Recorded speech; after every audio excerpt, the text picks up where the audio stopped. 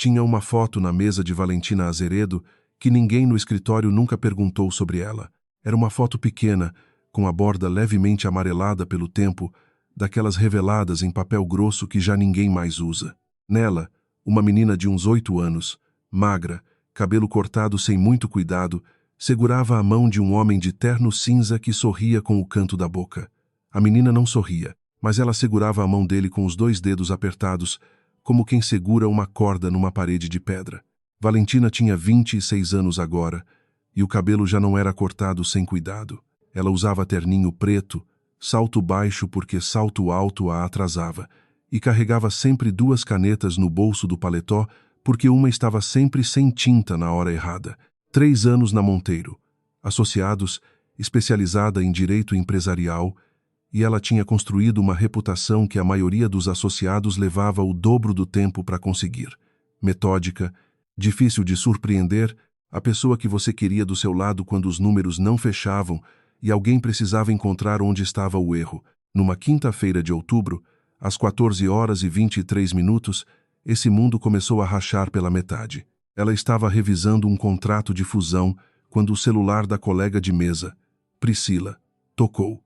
Depois o de outro colega, depois o de mais um. No espaço de 2 minutos, o andar inteiro do escritório virou um coro de notificações, e o Valentina foi a última a entender o porquê, porque o celular dela estava na gaveta no modo silencioso, como sempre ficava quando ela estava concentrada.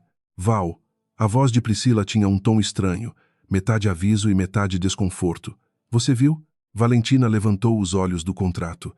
Na tela do notebook de Priscila, um vídeo rodava no automático. Valentina reconheceu o saguão do edifício sede do Grupo Azeredo na Faria Lima, o mármore bege, as câmeras de segurança no canto, os seguranças de colete preto, e no meio desse saguão, de braços para frente enquanto um agente da Polícia Federal fechava as algemas nos pulsos dele, estava Rodrigo Azeredo. Valentina não se mexeu. Rodrigo tinha 61 anos, cabelos brancos que ele não se importava em tingir, e uma postura que, mesmo algemado, mesmo com 3 câmeras de celular apontadas para ele de ângulos diferentes, continuava ereta. Ele não olhava para o chão, ele olhava para frente, com aquela expressão que Valentina conhecia desde criança, não arrogância, não medo, mas aquela teimosia quieta de quem decidiu que não vai dar o espetáculo que estão esperando. O título da matéria aparecia em vermelho na parte de baixo da tela. Presidente do Grupo Azeredo é preso por desvio de R$ 40 milhões. Val. Priscila repetiu o nome com mais cuidado dessa vez. Eu vi. A voz de Valentina saiu igual. Ela fechou o contrato que estava revisando, colocou as 2 canetas de volta no bolso e pegou o celular na gaveta. 47 notificações. 22 deles eram colegas de faculdade, amigos antigos, conhecidos que ela mal falava, todos com variações da mesma mensagem. Você viu? Você sabia? Tá tudo bem? 3 eram de clientes perguntando se a situação ia afetar os processos deles. Nenhum era de Marcelo. E nenhum era de Rodrigo. Ela abriu o aplicativo de notícias e leu a matéria inteira em pé, ao lado da mesa, sem sentar. O Ministério Público alegava que Rodrigo Azeredo havia desviado 42 milhões de reais do Grupo Azeredo ao longo de 3 anos, transferindo valores por meio de empresas de fachada registradas no nome de terceiros. A operação tinha nome Operação Granito e tinha sido deflagrada naquela manhã com mandado de prisão preventiva. O Grupo Azeredo, por meio de nota assinada pelo diretor jurídico, informava que colaboraria integralmente com as investigações. O diretor jurídico que assinou essa nota era subordinado de Marcelo. Valentina releu essa parte 2 vezes. A tarde passou como passa um dia de febre lenta e ao mesmo tempo apagada. Às 16 horas, a secretária do sócio-diretor, o Dr. Henrique Monteiro, veio até a mesa de Valentina e disse, com aquela gentileza profissional que serve para embalar qualquer coisa desagradável: o Dr. Henrique gostaria de te receber na sala dele. A conversa durou 11 minutos. Valentina saiu de lá com um termo de afastamento temporário por possível conflito de interesse e a recomendação de que ela evitasse qualquer manifestação pública sobre o caso durante o período. Ela voltou para a mesa, pegou a foto da gaveta, não a da mesa, essa ficou e colocou na bolsa. Depois pegou o casaco, disse boa tarde para ninguém em específico e foi embora. O apartamento de Valentina ficava em Pinheiros, num prédio sem porteiro, mas com interfone funcionando, segundo andar, janela que dava para uma figueira que soltava folhas o ano inteiro. Ela tinha escolhido o apartamento por causa da figueira. Rodrigo tinha achado graça quando ela contou o motivo. Ela jogou a bolsa no sofá, foi direto para a cozinha, colocou água para ferver sem saber bem para quê e ficou parada olhando para o fogão. Rodrigo Azeredo não era um homem perfeito. Ele era teimoso, trabalhava demais, às vezes esquecia aniversário, e tinha uma teoria sobre café coado versus café de cápsula que ele defendia com uma seriedade que não combinava com o assunto. Mas ele não era esse homem. Valentina tinha 26 anos de vida e 18 deles ela tinha passado observando Rodrigo Azeredo de perto, as contas que ele revisava antes de assinar, as perguntas que ele fazia antes de decidir, a forma como ele repetia: "Eu preciso entender antes de concordar", com uma teimosia que irritava metade dos sócios e que ela, aos 12 anos, tinha começado a imitar sem perceber. Ele não era esse homem. A água ferveu. Valentina desligou o fogão e não fez nada com ela. Ela foi para o quarto, abriu o notebook e entrou no webmail antigo, um endereço que ela mal usava mais, de antes de entrar no escritório. Era lá que ficavam os e-mails que Rodrigo mandava para ela quando ela ainda estava na faculdade, convites para jantar de família que ele escrevia em 3 parágrafos como se fossem memorandos, links de artigos sobre direito tributário, com um "achei que você ia gostar" no corpo do e-mail. E uma vez, no dia em que ela passou na OAB, uma mensagem de 4 palavras que ela nunca apagou. Eu sabia que sim. Ela começou a rolar os e-mails antigos, sem um plano muito claro, mais por instinto do que por lógica. E foi aí, num e-mail de março de 2021, com o assunto relatório CUM revisão interna, que ela parou. O e-mail tinha sido mandado para ela por engano, ela lembrava vagamente. Rodrigo tinha pedido desculpa em seguida. Disse que ia mandar para o contador. Tinha um arquivo em anexo. Ela nunca tinha aberto na época porque não era para ela e porque estava no meio da semana de provas. Ela abriu agora. Era um relatório de auditoria interna do Grupo Azeredo, referente ao primeiro trimestre de 2021. 43 páginas. Valentina começou a ler com a atenção que ela dava a qualquer documento que não entendia completamente ainda devagar, marcando mentalmente o que não fechava. Ela estava na página 12 quando o celular tocou. Número desconhecido, mas ela atendeu. Valentina. A voz era de Dona Eunice Azeredo, 72 anos, matriarca do clã Azeredo, avó de Marcelo, mulher que usava joias de dia e de noite e que nunca tinha chamado Valentina de filha uma vez sequer em 18 anos. "Como você tá, meu bem? Boa noite, Dona Eunice. Que dia difícil, né? Fica tranquila, que essas coisas se resolvem." Uma pausa, curta demais para ser natural. "Mas, escuta, não faz nada precipitado agora, tá? Deixa os advogados do grupo cuidar. Você não precisa se envolver." Valentina olhou para a tela do notebook. Página 12 do relatório de auditoria. "Obrigada pela ligação, Dona Eunice. Cuida bem de você." E a ligação caiu. Valentina ficou com o celular na mão por uns 3 segundos. Depois colocou na mesa, voltou para o relatório e foi para a página 13. Soto, 1587, continuando até completar o capítulo. Ela leu até a meia-noite.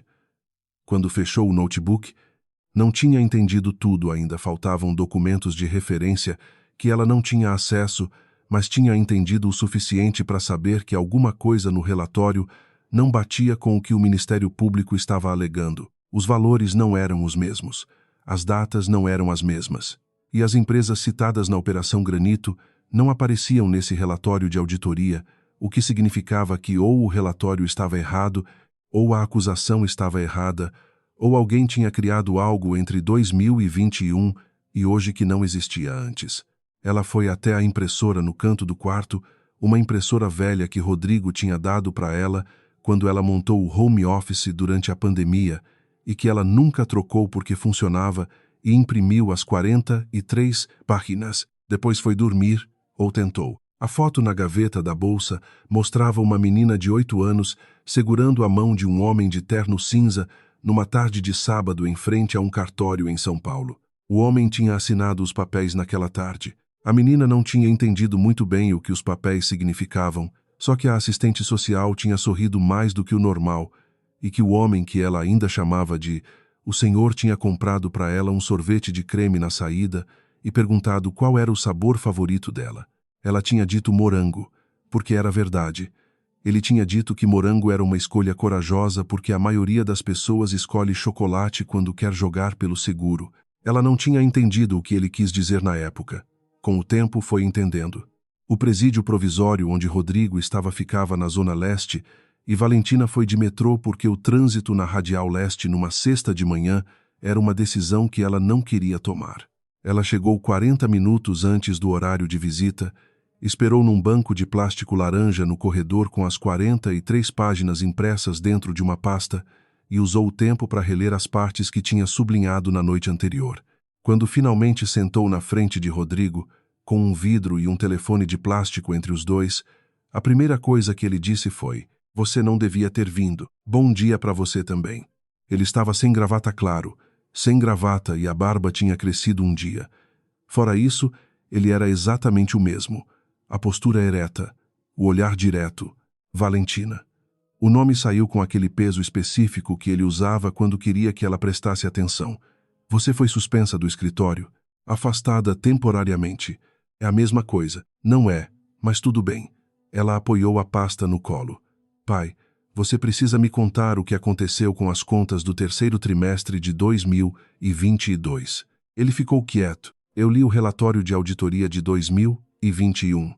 O que o MP está alegando não fecha com os números desse relatório." Ela abriu a pasta e colocou algumas páginas contra o vidro, marcadas com post-it amarelo. "Olha essas transferências aqui. Elas não existem no sistema que a auditoria interna revisou. Ou o sistema foi alterado depois. Ou, para." A voz de Rodrigo era baixa, mas o tipo de baixa que fecha uma porta. "Para, Valentina." Ela parou. "Deixa os advogados do grupo trabalharem. Você não precisa se meter nisso." Os advogados do grupo assinaram uma nota dizendo que vão colaborar com as investigações. "Isso não é advocacia de defesa, pai. Isso é, eu sei o que é." Ele olhou para o lado por um segundo, e Valentina conhecia bem esse gesto. Era o gesto dele quando estava segurando alguma coisa que não queria soltar. "Vai viver sua vida. Você tem sua carreira. Você é meu pai." A frase saiu sem dramaturgia, sem ênfase, só com o peso natural do que era um fato. Rodrigo olhou para ela pelo vidro.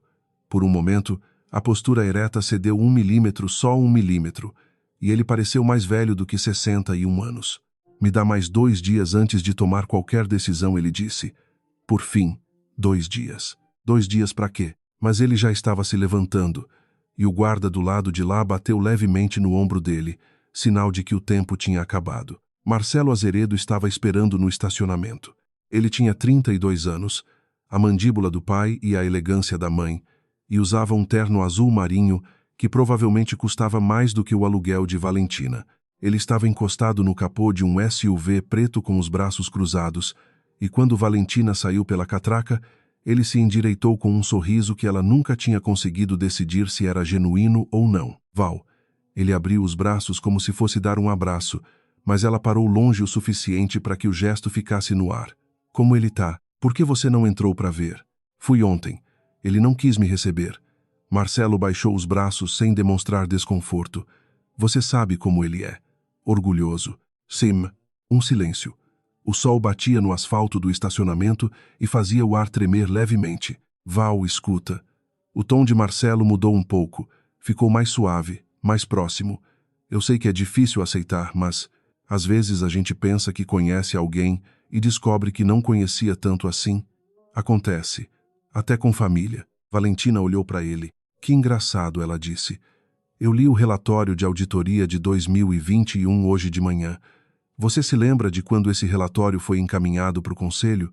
Alguma coisa passou pelo rosto de Marcelo rápido demais para ter nome. Mas passou. "Não me lembro de cabeça, não." "Novembro de 2021.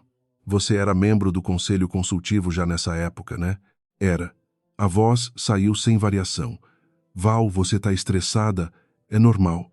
"Você alguma vez me perguntou sobre a minha família biológica?" Ela disse de repente. Marcelo piscou. "O quê?" "Você perguntou agora há pouco se eu nunca tive curiosidade sobre minha família biológica." Nesse contexto todo, ela inclinou levemente a cabeça. "Por que você perguntou isso agora?" "Eu perguntei isso?" Ele deu uma risada curta, desconcertada. Não me lembro. Deve ter sido só conversa, Val. Ela ficou olhando para ele por 2 segundos. Depois, cuida bem de você, Marcelo. E ela foi embora, deixando ele no estacionamento com o terno azul marinho e o sorriso que ela ainda não conseguia decifrar. Diego Faustino tinha 54 anos. Trabalhava como consultor financeiro autônomo depois de sair do Grupo Azeredo em 2022 e morava num apartamento em Santo André com uma gata persa chamada Senadora e uma planta de babosa que ele regava com excesso de atenção.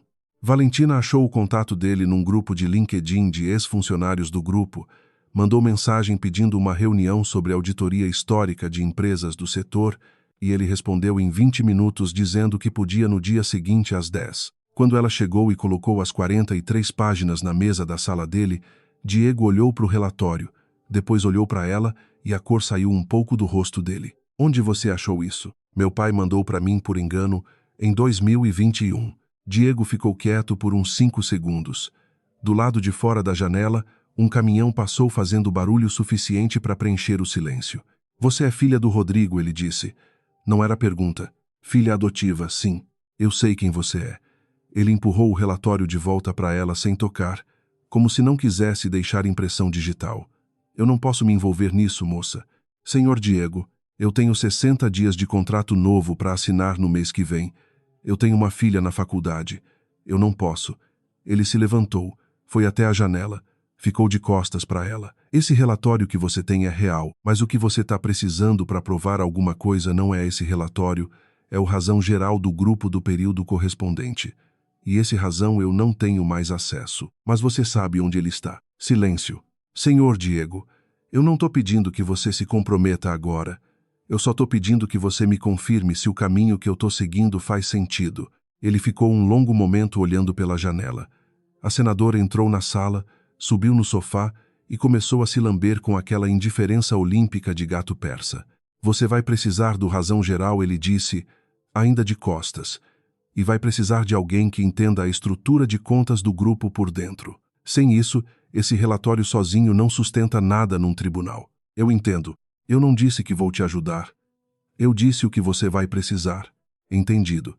Valentina recolheu as páginas, colocou na pasta e se levantou. Obrigada pelo seu tempo. Ela estava na porta quando ele disse, ainda de costas, o escritório Monteiro, Associados fez serviços para o Grupo Azeredo nos últimos 2 anos. Valentina parou com a mão na maçaneta. Alguns contratos de consultoria. Por quê? Por nada. Uma pausa.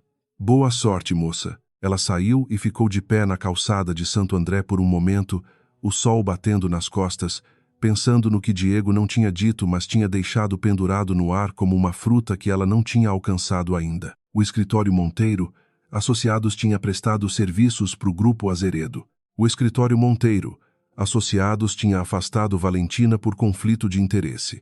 Ela pegou o celular e começou a caminhar para a parada de ônibus. Na manhã seguinte, o arquivo tinha sumido. Valentina acordou às 6, foi direto para o notebook, entrou no webmail antigo e o e-mail de março de 2020 e estava lá, mas o anexo tinha desaparecido. Onde deveria estar o ícone do arquivo, havia apenas uma linha cinza. Anexo removido. Ela ficou olhando para a tela por 10 segundos, depois olhou para a impressora no canto do quarto e as 43 páginas na pasta em cima da mesa e respirou de um jeito que não era alívio, mas era parecido. Eles tinham entrado na conta dela, alguém com acesso ao servidor do e-mail, ou com os dados de login dela, ou com recursos suficientes para contornar isso tudo, tinha entrado na conta e deletado o arquivo. Na madrugada, provavelmente enquanto ela dormia, o que significava que alguém sabia que ela tinha o relatório e sabia que era um problema. Ela foi até a cozinha, fez café e ficou uns 10 minutos em pé na janela olhando para a figueira lá embaixo que estava soltando folhas no vento frio de outubro. Depois voltou para o quarto e começou a escrever num caderno tudo o que tinha lido nas 43 páginas, não porque fosse perder as páginas impressas, mas porque colocar em palavras próprias ajudava a pensar. Às 8 da manhã, o porteiro chamou pelo interfone. Tinha uma correspondência para ela, entregue à mão por um motoboy. Era um envelope branco, sem remetente. Dentro, uma folha de papel avulsa, manuscrita, com a letra que ela reconheceria em qualquer lugar, aquela letra larga e levemente inclinada para a direita que Rodrigo usava porque aprendera a escrever numa época em que se ensinava cursiva com régua. Vol, não sei se isso vai chegar antes ou depois de você tomar alguma decisão, mas escrevo de qualquer jeito. Quando fui ao Lar São Benedito em maio de 2006, eu não estava procurando uma filha.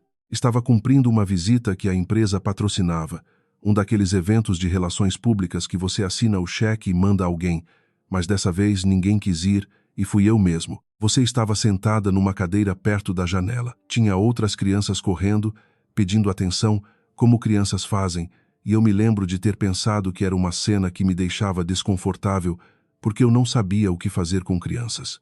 E então eu olhei para você, e você não estava olhando para mim. Você estava olhando pela janela, com aquela expressão de quem já aprendeu que não adianta muito olhar para a porta esperando. Não sei explicar direito o que aconteceu. Só sei que fui embora. Voltei 2 semanas depois e perguntei pelo processo de adoção. Você não precisa fazer nada por mim. Você já fez. Você existiu, foi suficiente. Pai. Valentina leu a carta uma vez. Depois dobrou, colocou dentro do caderno, foi para o banheiro e lavou o rosto com água fria por uns 30 segundos. Depois voltou para a mesa e começou a trabalhar. Ela passou a tarde toda reorganizando o que tinha. As 43 páginas do relatório, as anotações no caderno, a linha do tempo que ela estava montando, o que o MP alegava, o que o relatório de 2021 mostrava e o buraco entre os dois, aquele espaço de 1 ano e meio, onde alguma coisa tinha acontecido com os registros do Grupo Azeredo. E ela voltou ao que Diego tinha deixado no ar. O escritório Monteiro, associados, tinha feito serviços para o Grupo Azeredo. Ela entrou no sistema interno da OAB, onde ficavam os registros públicos de representação processual, e pesquisou o nome do escritório cruzado com o CNPJ do grupo, 2 contratos de consultoria societária. O mais recente assinado em março de 2022, assinado, do lado do grupo, por Marcelo Azeredo na qualidade de diretor executivo interino. Ela ficou olhando para isso por um bom tempo. Marcelo tinha contratado o escritório que depois afastou Valentina. Isso podia ser coincidência. São Paulo tinha escritórios de direito empresarial bons, e o Monteiro, associados, era um deles. Mas também podia não ser coincidência. E Valentina tinha aprendido com Rodrigo lá pelos 12 anos que coincidências que beneficiam a mesma pessoa 2 vezes seguidas merecem uma pergunta antes de merecerem uma absolvição. Às 19 horas, o celular dela tocou. Diego Faustino. Você tem como encontrar comigo amanhã cedo? A voz dele era mais baixa do que na reunião, como se ele estivesse num lugar onde não queria ser ouvido. Eu preciso te mostrar uma coisa, mas não aqui em casa. Onde? Tem um café na Rua Vergueiro. Café Paulista, abre às 7. Você conhece? Vou achar. Vem sozinha. E não conta pra ninguém que a gente se encontrou antes. Ele desligou antes que ela pudesse perguntar mais alguma coisa. O Café Paulista tinha bancos de madeira, cheiro de pão de queijo e 2 mesas no fundo onde a luz chegava mais fraca. Diego já estava lá quando Valentina chegou às 7h05, com uma pasta grossa do lado e uma xícara de café que parecia ter esfriado. Ele empurrou a pasta para ela sem preâmbulo. Eu ainda tenho uma cópia do Razão Geral do 2º semestre de 2020, ele disse, salvei quando saí da empresa. Sei que tecnicamente não devia ter feito isso, mas a época foi complicada e eu fiz. Valentina abriu a pasta. Eram centenas de páginas, mas ela sabia o que procurar. Eles ficaram 2h30 naquela mesa. Valentina comparando o Razão com o relatório de auditoria.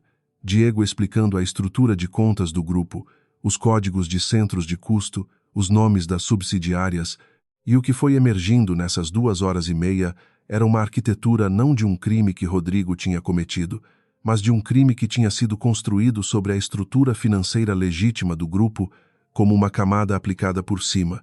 As empresas de fachada citadas na Operação Granito não existiam nos registros de 2021. Elas tinham aparecido nos sistemas entre março e setembro de 2020 e 2 período exato em que Marcelo tinha assumido a diretoria executiva interina, enquanto Rodrigo se recuperava de uma cirurgia no joelho. Se alguém teve acesso ao sistema nesse período para inserir registros retroativos, Valentina disse devagar, acompanhando o raciocínio enquanto falava, e se o Monteiro, Associados fez consultoria societária para o grupo nesse mesmo período.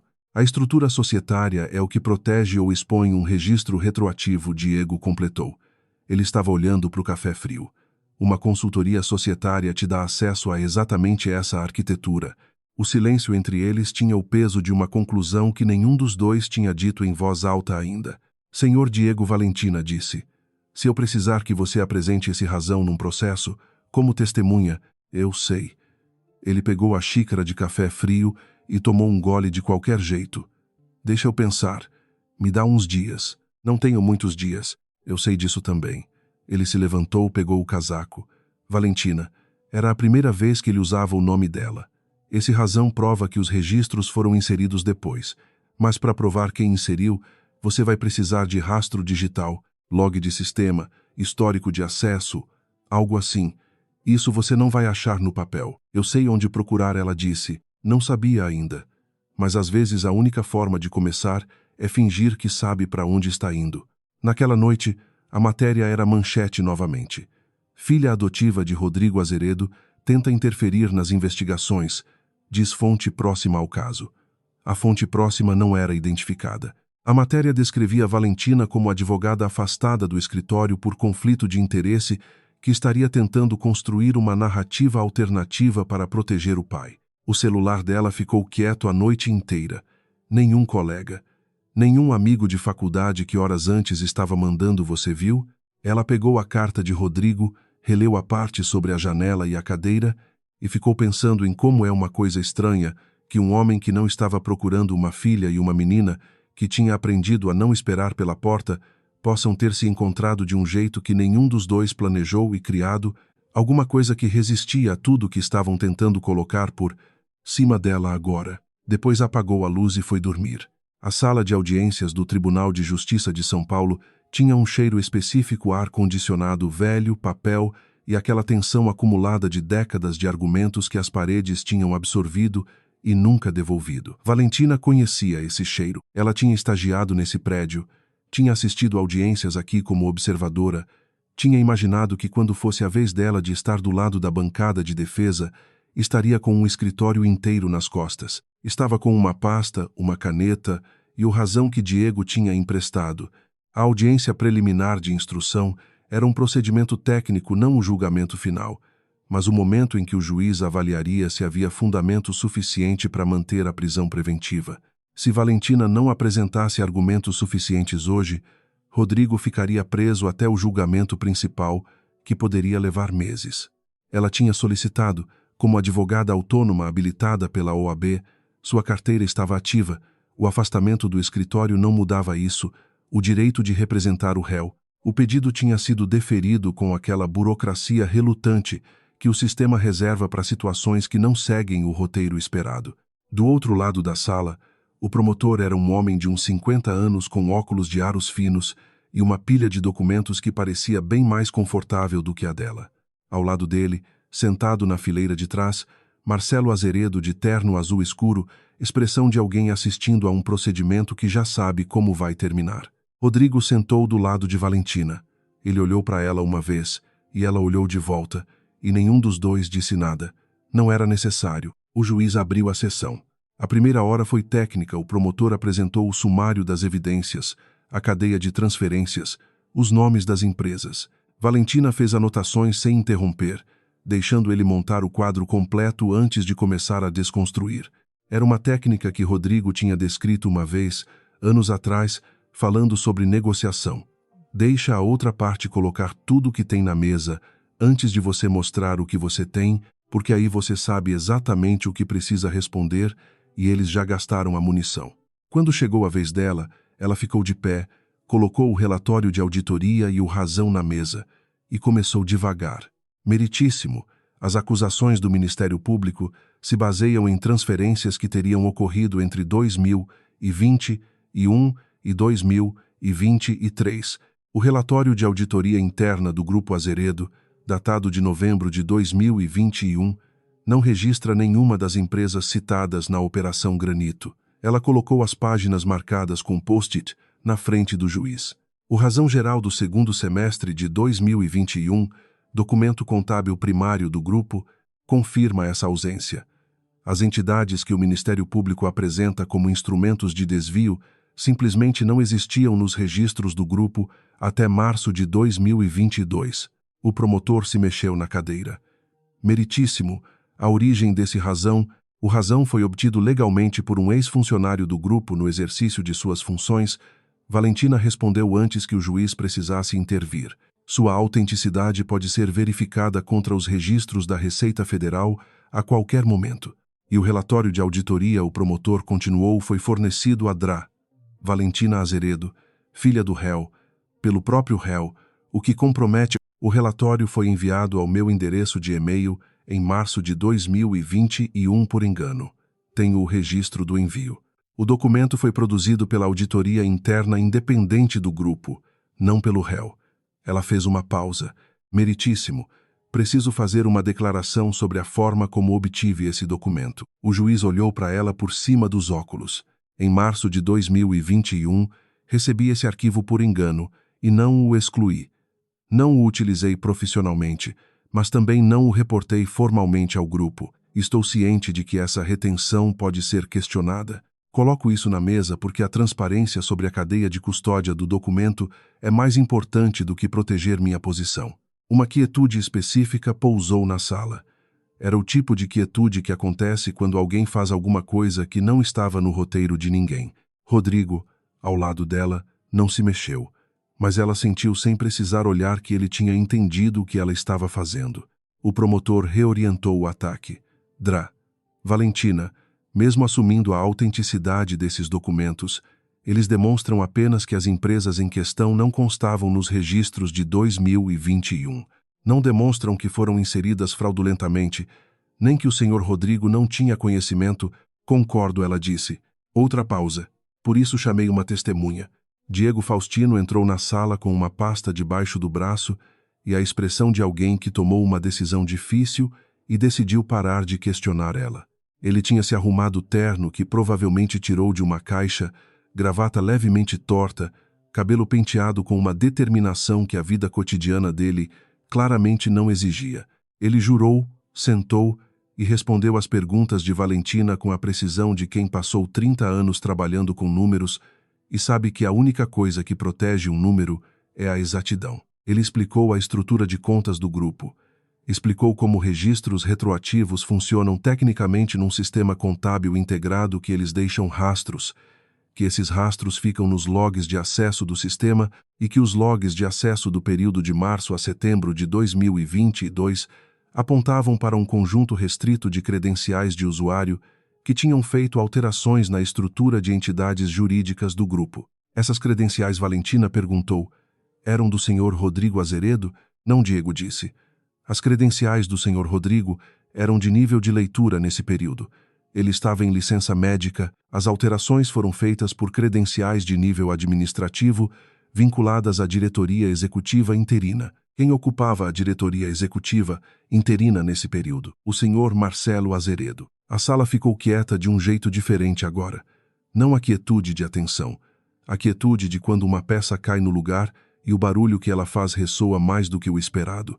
Na fileira de trás, Marcelo tinha parado de ter a expressão de alguém que sabe como isso termina. O promotor passou os 20 minutos seguintes tentando desestabilizar Diego, questionou a posse dos documentos, questionou a metodologia de análise, questionou a parcialidade de um ex-funcionário. Diego respondeu a cada pergunta com a mesma precisão calma de quem não está inventando nada e por isso não precisa improvisar. No final, o juiz pediu uma suspensão de 15 minutos. Quando voltou, o juiz revogou a prisão preventiva de Rodrigo. Não era a absolvição, o processo principal continuaria, e havia desdobramentos que levariam semanas para se resolver. Mas Rodrigo Azeredo saía dali hoje, e o juiz determinava a abertura de investigação complementar sobre as credenciais de acesso identificadas por Diego Faustino, com intimação do senhor Marcelo Azeredo para prestar esclarecimentos. Valentina ficou de pé ao lado da mesa enquanto o juiz encerrava a sessão, e sentiu as pernas um pouco mais pesadas do que quando tinha entrado, não de cansaço, mas do tipo de peso que vem quando a adrenalina começa a sair devagar. Rodrigo ficou de pé ao lado dela. Ele colocou a mão no ombro dela, só a mão brevemente, o gesto de sempre e disse, você fez. A gente fez, ela corrigiu. Ele ia dizer alguma coisa a mais, mas o celular dele que tinham devolvido a ele na saída vibrou. Ele olhou para o número. A expressão dele mudou de um jeito que ela não via faz tempo. Ficou mais quieta, mais fechada, como quando ele recebia uma notícia que ainda não sabia como processar. Ele atendeu. Ficou escutando por uns 20 segundos, sem falar. Eu vou, ele disse só. E desligou. Valentina olhou para ele. Era minha mãe, ele disse. Não Dona Eunice. Minha mãe. Com um peso que não era afeto. Ela quer que eu vá à casa dela agora. O que ela quer? Rodrigo olhou para o celular na mão, depois para Valentina, com aquela expressão de alguém que está segurando alguma coisa pesada demais a tempo demais e ainda não sabe se vai largar ou apertar mais. Eu não sei ainda, ele disse, mas eu acho que você devia vir. A Beatriz da família Azeredo, em Morumbi, tinha um portão de ferro preto alto, um jardim que parecia ter jardineiros trabalhando nele o tempo inteiro e aquela qualidade de silêncio específica de casas grandes demais para serem habitadas por poucas pessoas. Valentina tinha estado aqui umas 8, 10 vezes ao longo da vida natal, algum aniversário, o velório do avô Azeredo quando ela tinha 14 anos. Cada vez, a casa tinha esse mesmo silêncio, como se o ar dentro dela também tivesse aprendido a não fazer barulho desnecessário. Dona Eunice os esperava na sala principal. 72 anos, cabelo branco impecavelmente arrumado, sentada numa poltrona de couro que parecia ter sido posicionada de propósito para ficar alguns centímetros mais alta que as cadeiras ao redor. Ela tinha um envelope fechado no colo e as mãos cruzadas por cima dele com uma calma que, Valentina reconhecia agora, era o tipo de calma que se constrói quando você tem um argumento que acha que é definitivo. Marcelo estava de pé do lado direito da poltrona, com um advogado que Valentina não reconhecia sentado num sofá lateral, pasta fechada no colo. Rodrigo. Dona Eunice não se levantou. Senta. Boa noite, mãe. Boa noite. Os olhos de Dona Eunice passaram por Valentina com aquela avaliação rápida e específica que a mulher sempre usava, como quem está identificando o peso exato de um objeto. Valentina, que bom que você veio também. Rodrigo e Valentina sentaram no sofá em frente à poltrona. Valentina colocou a pasta no colo. A sala tinha um relógio de pêndulo num canto que marcava os segundos com uma regularidade que ficou mais audível no silêncio. Mãe Rodrigo disse, o que é isso? É uma conversa que a gente devia ter tido há anos. Dona Eunice pegou o envelope, mas não abriu. Hoje o Marcelo vai ser chamado para prestar esclarecimentos. Esse processo vai ficar feio, Rodrigo. Vai expor a família, vai expor o grupo. Ela fez uma pausa. A menos que a gente encontre um jeito de resolver isso de um modo que proteja o que precisa ser protegido. O que você está propondo, mãe? Marcelo assina a transferência de 30% das cotas dele para o seu nome de volta. As investigações sobre as credenciais de acesso encontram um jeito de ser arquivadas, e a história fica entre nós. Rodrigo ficou quieto por um momento. E em troca, Dona Eunice olhou para Valentina. Em troca, esse processo de adoção não vira o que vai virar se eu abrir esse envelope na imprensa. O relógio de pêndulo marcou 3 segundos. Que envelope é esse? Valentina perguntou. A voz saiu igual, sem variação, não porque ela não sentisse nada, mas porque tinha aprendido desde os 8 anos que quando o chão treme, a voz é a última coisa que você entrega. Dona Eunice abriu o envelope. Eram páginas de um relatório técnico, o tipo de formatação que Valentina reconhecia. Papel timbrado de laboratório, tabelas de marcadores genéticos, conclusão em negrito no final. Resultado de exame de DNA, Dona Eunice disse com aquela calma construída. Realizado há 5 anos, com amostras obtidas sem o seu conhecimento, Valentina. Uma pausa calculada. Você e Rodrigo têm compatibilidade de 99,8% de paternidade biológica. O relógio de pêndulo marcou mais 3 segundos. Rodrigo olhou para Valentina. Valentina olhou para o relatório na mão de Dona Eunice. E então ela entendeu, de uma vez e de trás para frente, várias coisas ao mesmo tempo. O olhar longo que Dona Eunice tinha dado a ela quando tinha 8 anos e depois desviado. A pergunta estranha de Marcelo no estacionamento sobre família biológica. O motivo pelo qual Dona Eunice tinha ligado logo no primeiro dia pedindo que ela não fizesse nada precipitado não era proteção, era contenção. 5 anos, Valentina disse. Você sabia disso há 5 anos. Eu protegi essa família, Dona Eunice respondeu, E pela primeira vez havia alguma coisa além de cálculo na voz dela, havia convicção, o tipo de convicção que só existe quando alguém acreditou numa mentira por tempo suficiente para ela virar verdade. Eu protegi o Marcelo. Eu protegi a herança do seu pai, Rodrigo. Se esse resultado tivesse vindo à tona, Rodrigo disse, e a voz dele era baixa, tão baixa que era quase quietude, eu teria sabido que minha filha estava viva. O peso daquela frase encheu a sala de um jeito que o relógio de pêndulo parou de ser audível. Rodrigo, Dona Eunice começou. Minha filha biológica.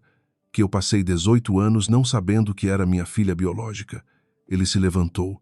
Não com raiva, com aquela teimosia quieta que Valentina tinha aprendido a conhecer. Você me tirou 18 anos de saber. Eu fiz o que precisava ser feito. O que você fez, ele disse, foi orquestrar uma ação criminal contra mim quando percebeu que eu estava pensando em atualizar meu testamento. Foi você, não foi? Marcelo não tem imaginação para isso sozinho. Marcelo, que tinha ficado parado ao lado da poltrona o tempo inteiro, abriu a boca. Fica quieto, Dona Eunice disse, sem olhar para ele, e ele ficou. E essa foi a resposta. Valentina olhou para Dona Eunice, essa mulher que por 18 anos tinha sido uma presença à margem da sua vida. Nunca hostil o suficiente para ser chamada de inimiga, nunca próxima o suficiente para ser chamada de família, sempre naquela distância calibrada de alguém que sabe exatamente o quanto pode se aproximar de uma verdade sem tocá-la.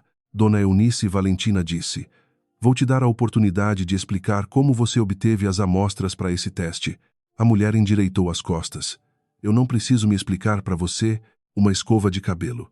Valentina abriu a pasta que estava no seu colo, do banheiro do quarto de hóspedes onde eu ficava quando passava o Natal aqui. Eu notei que sumiu quando eu tinha 21 anos e não perguntei porque achei que tinha jogado fora.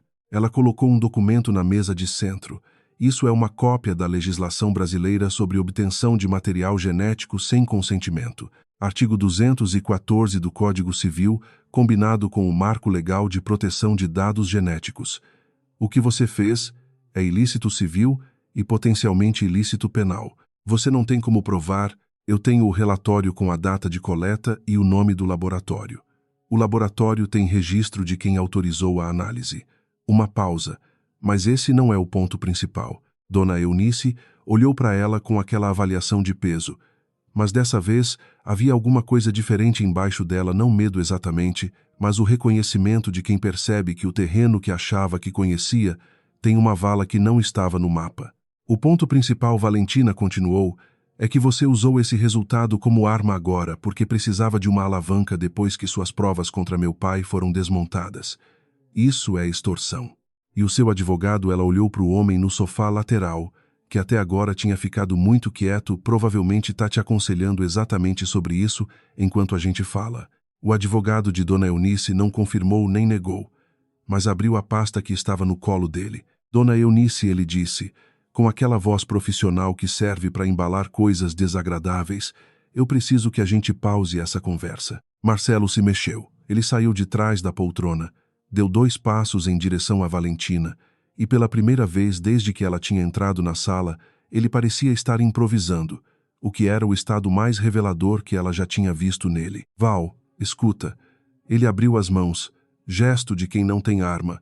A gente pode resolver isso de um jeito que não explode tudo. Você assina um acordo, você não abre mão de nada que seja seu por direito. Fica claro, só concordamos que certas informações ficam privadas e o processo das credenciais encontra uma saída técnica que não compromete ninguém. Que não compromete você, ela corrigiu. Val, Marcelo. Ela olhou para ele com uma atenção que não era raiva. Era pior, era clareza. Você sabia que eu era filha biológica do papai há quanto tempo? Ele não respondeu. Sua avó te contou. Quando? Quando ele começou a falar em revisar o testamento, uma pausa. Você não teve iniciativa própria nem aqui. Você obedeceu. Alguma coisa passou pelo rosto de Marcelo que ela nunca tinha visto antes. Não culpa, ainda não culpa, mas a percepção, talvez pela primeira vez, de que ele estava sendo visto com exatidão. Marcelo, o advogado de Dona Eunice, disse, levantando do sofá, eu recomendo que você não continue essa conversa sem representação independente. Marcelo ficou parado. Valentina olhou para o advogado, depois para Marcelo, depois para Dona Eunice, que estava na poltrona com o relatório de DNA nas mãos e aquela calma construída que estava começando a mostrar as rachaduras. Dona Eunice Valentina disse, com aquela voz baixa que Rodrigo usava quando queria que alguém prestasse atenção: "Você passou a vida protegendo uma herança. Eu entendo isso." Uma pausa. "Mas você passou 5 anos sabendo que o homem que está sentado ali perdeu a filha biológica dele sem saber, e você escolheu não dizer. Não por ele, não por mim, por uma linha de sucessão." Dona Eunice olhou para ela. E pela primeira vez em 18 anos, o olhar não era de avaliação. Era outra coisa mais pesada, mais antiga, mais difícil de dar nome. "Você não vai entender", a mulher disse. E a voz era diferente agora, sem a calma construída. "Só velha. Você não vai entender o que é construir alguma coisa e ter medo de que desapareça." "Não", Valentina concordou. "Mas eu entendo o que é crescer num lugar onde ninguém te escolheu, e mesmo assim ter alguma coisa que não desaparece." Ela olhou para o relatório. "Isso não vai me dar de volta os anos que eu não soube. Vai dar para você o que você acha que merece em troca de silêncio. E as duas coisas são ruins, então eu prefiro a verdade." O advogado de Dona Eunice pediu uma pausa formal. Eles saíram para um cômodo ao lado Dona Eunice, o advogado e Marcelo, que foi junto sem ser chamado e sem dizer nada. Rodrigo e Valentina ficaram na sala com o relógio de pêndulo. Rodrigo ficou sentado por um momento. Depois se levantou, foi até a janela que dava para o jardim e ficou olhando para o jardim com aquela postura que ela conhecia de memória, ombros levemente afastados, peso distribuído igual nos 2 pés, o gesto de alguém que aprendeu a ficar de pé por muito tempo sem cansar. "Pai", ela disse. Ele não se virou, mas respondeu. "Quando fui ao lar São Benedito naquele dia", ele começou, e a voz tinha a textura de quem está abrindo uma caixa que ficou fechada por tempo suficiente para acumular peso. "Eu tinha ido fazer uma visita institucional. Você sabe disso pela carta." "Zai, o que eu não escrevi na carta é que antes de ir, eu estava passando por um período ruim." Ele ficou quieto por um segundo. "Sua mãe biológica e a gente tinha se separado antes de ela saber que estava grávida. Eu não soube da gravidez. Ela foi embora para outra cidade e eu perdi o contato, e depois de um tempo parei de procurar porque achei que ela queria que eu parasse de procurar." Uma pausa longa. "Eu não sabia que tinha tido uma filha. Juro que não sabia." Valentina ficou olhando para ele de costas, e quando você entrou naquele orfanato, ela disse, devagar, e viu uma menina olhando pela janela em vez de olhar para você. "Eu não fiz a conta", ele disse. "Não dei o nome, não verifiquei a data de nascimento, não fiz nenhuma conta. Eu só vi uma menina que tinha aprendido a não esperar e pensei que alguém devia mudar isso." Ele finalmente se virou, e a luz do jardim pela janela estava nos olhos dele, que tinham aquele brilho específico de homem de 60 e anos que não vai chamar pelo nome o que está sentindo, mas que você reconhece de qualquer jeito. E 18 anos depois, essa menina entrou num tribunal sozinha e fez o que nenhum escritório de advocacia com 300 sócios tinha feito. Valentina ficou quieta. "Você não precisa processar isso tudo agora", ele disse. "Você não precisa sentir de nenhuma forma específica. Você pode ficar brava, pode ficar confusa, pode não querer falar sobre isso por 6 meses. Tudo bem, eu sei." Ela olhou para o relógio de pêndulo por um segundo, depois para ele. "Pai, uma coisa não muda a outra." "Eu sei", ele disse. "Você me escolheu sem saber. E isso é a coisa mais importante." Ele ficou de pé olhando para ela com aquela teimosia quieta que ela tinha aprendido a imitar sem perceber e que agora, entendendo a origem, fazia mais sentido do que nunca. "Eu sei", ele repetiu, mais baixo dessa vez. Quando Dona Eunice voltou para a sala, era outra mulher não diferente por dentro, provavelmente, mas diferente na superfície, como quando alguém passa pela consulta do médico e sai com um diagnóstico que sempre soube, mas nunca tinha em papel. O advogado dela estava do lado com uma expressão que dizia que a conversa no outro cômodo tinha sido direta e desagradável. "Os documentos sobre as credenciais de acesso", ela disse, "serão entregues à investigação. Marcelo vai cooperar." Uma pausa curta. "Em troca, eu peço que o resultado do DNA seja tratado como informação da família, não material de processo público." Rodrigo olhou para Valentina. Valentina olhou para Dona Eunice. "Eu não tenho interesse em tornar o meu DNA um documento público", Valentina disse. "Mas a extorsão que você tentou cometer aqui hoje, usar esse resultado como alavanca para encobrir uma ação criminal, isso é uma questão separada. E não é minha decisão perdoar ou não. É minha, Rodrigo disse, e olhou para a mãe com aquela teimosia quieta que agora era outra coisa, não raiva, não afeto, mas a clareza fria de quem chegou no final de um conto e está vendo as costuras. E eu não vou tomar essa decisão hoje. Você vai ter que esperar. Dona Eunice abriu a boca. Fechou. Era provavelmente a primeira vez em 72 anos que ela esperava por alguma coisa que não controlava. Marcelo os encontrou no corredor quando eles saíam, sem o advogado, sem a postura do terno azul escuro, só ele 32 anos, mandíbula do pai, elegância que no corredor de uma casa grande demais parecia menor do que no mundo lá fora. Val, ele disse. Ela parou. Rodrigo parou um passo atrás. Marcelo ficou olhando para ela por um momento, e então disse, com uma voz que Valentina nunca tinha ouvido dele, sem o sorriso que ela nunca tinha conseguido decifrar, sem a leveza calculada, só o que ficava embaixo quando tudo aquilo saía. Eu soube quando você tinha 21 anos. Uma pausa. Eu devia ter te contado. Valentina olhou para ele. Sim, ela disse. Você devia. E foi embora pelo corredor, com Rodrigo ao lado, deixando Marcelo de pé no tapete persa do corredor da casa da avó, com o peso do que não tinha feito e que agora não tinha mais como não ter feito. Do lado de fora, o jardim estava frio, com aquele frio de outubro de São Paulo que não é inverno, mas é a lembrança dele. Valentina parou na calçada em frente ao portão de ferro preto e respirou o ar que cheirava a terra molhada e a folha. Rodrigo parou ao lado dela. Por um tempo nenhum dos dois disse nada. Não havia muito a dizer que já não tivesse sido dito pela carta, pelo tribunal, pelo corredor. As palavras grandes já tinham sido usadas, e o que ficava depois das palavras grandes era geralmente o silêncio, que tem o mesmo peso delas, mas mais leve de carregar. Você vai continuar me chamando de pai? Ele perguntou. Não ansioso, só perguntando. Sim, ela disse, sem hesitar. Por que eu mudaria? Você é o mesmo homem que foi ao orfanato naquele dia. Eu sou ele, disse. Mas agora a gente sabe que era ainda mais complicado do que eu pensava. Ou mais simples, ela disse. Dependendo de como você olha. Ele ficou quieto por um momento. Depois, morango ainda é seu sabor favorito? Ela olhou para ele. Você lembra disso? Eu lembro de tudo. Ele enfiou as mãos nos bolsos do casaco.